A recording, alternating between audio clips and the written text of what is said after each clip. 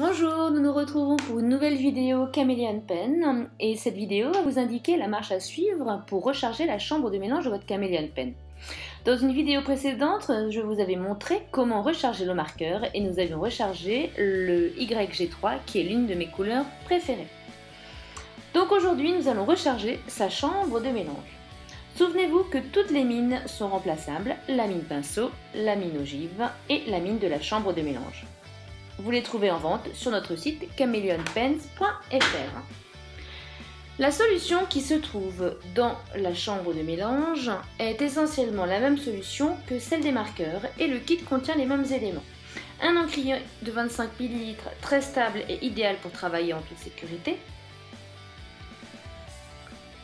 Un injecteur d'encre avec un embout non pointu, donc pas de risque de se piquer.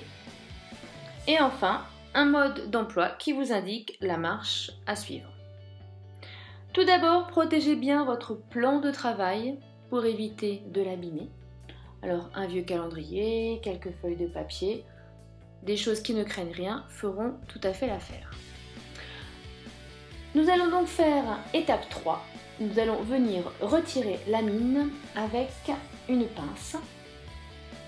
Alors, tout type de pince convient, mais la pince Chameleon Pen a été conçue avec de longues tiges pour rentrer idéalement dans la chambre de mélange et avec ses embouts recourbés, venir saisir la mine et la retirer sans l'endommager. Vous tournez et vous tirez donc sur la mine.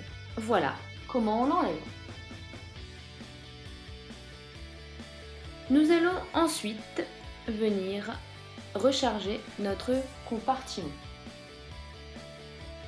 1 ml à la fois, c'est très important car le compartiment de votre chambre de mélange a la capacité de 3 ml de solution. Ça ne sert à rien d'en rajouter de trop, vous risquez de le faire déborder. Sachez également qu'il reste toujours un fond de solution, le compartiment n'étant jamais complètement à sec. Donc, j'ouvre mon flacon, j'insère mon injecteur d'encre. Grâce à sa formidable stabilité, vous ne risquez pas de renverser le flacon quand l'injecteur est dedans. Et je viens prendre mon millilitre, mon gramme de solution, comme ceci. Donc rien de bien compliqué. Je prends maintenant ma chambre de mélange et je viens insérer l'injecteur dans le trou que vous voyez au fond. Et je vais sentir une résistance qui est en fait tout simplement liée à l'absorbeur que vous allez rencontrer. Et il faut donc pousser un peu plus fort comme ceci, de manière à atteindre le réservoir.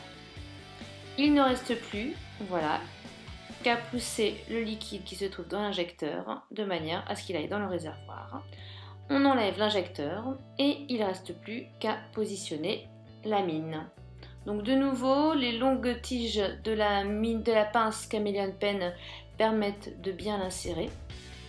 Vous voyez, on la saisit comme ceci et on la fait coulisser, on la pousse jusqu'à ce qu'elle soit bien insérée. Ne touchez pas la pointe de votre mine avec votre pince, vous risqueriez d'endommager. Positionnez votre pince sur les côtés de la mine, comme ceci. Une fois qu'elle est en place, eh bien on procède à une vérification toute simple. J'y insère l'une des mines de mon marqueur et je vérifie que les deux mines soient bien en contact, comme ceci, qu'elles se touchent bien. Que la mine que je viens de repositionner dans la chambre de mélange n'est pas pliée ou n'est pas recourbée.